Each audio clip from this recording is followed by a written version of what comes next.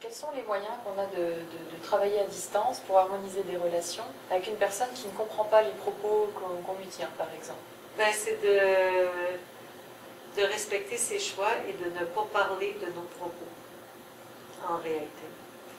C'est spécial, hein? Parce qu'en réalité, je vous dirais que souvent, on essaie d'imposer notre vérité aux gens qui nous entourent.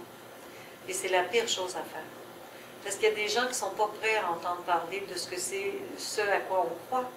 Alors, automatiquement, il vaut mieux taire nos convictions parce que nous les blessons inutilement ou nous les confrontons à une réalité qu'ils ne sont pas prêts à envisager pour leur existence. Alors, automatiquement, c'est ça, c'est notre sagesse à nous.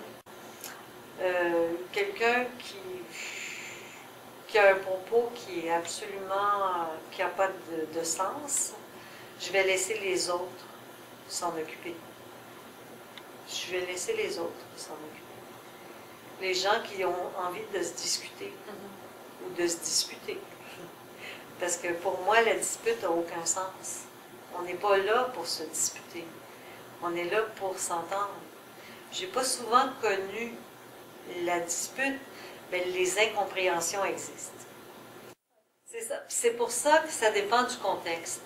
Parce que si, bon, celui qui ne dit mot consent, il faut faire attention.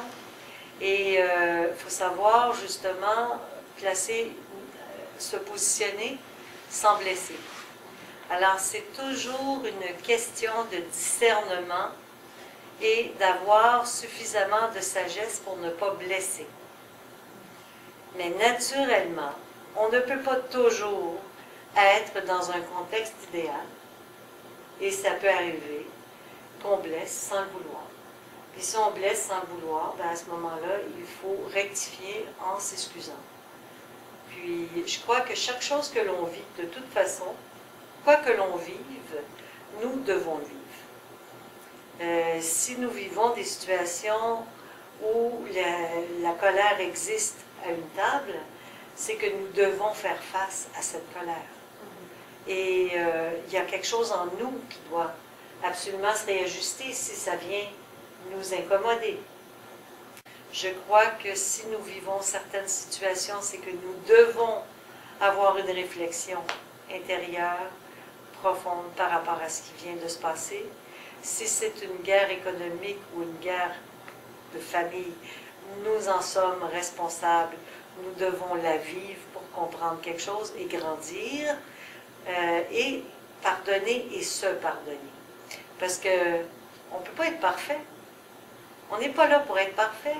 On est là pour essayer de s'aimer, de se comprendre. On n'est pas là pour être parfait.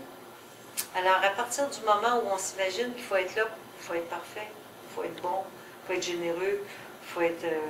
ben là, on est dans le champ. Il faut être vrai. Il faut être vrai, il faut être authentique.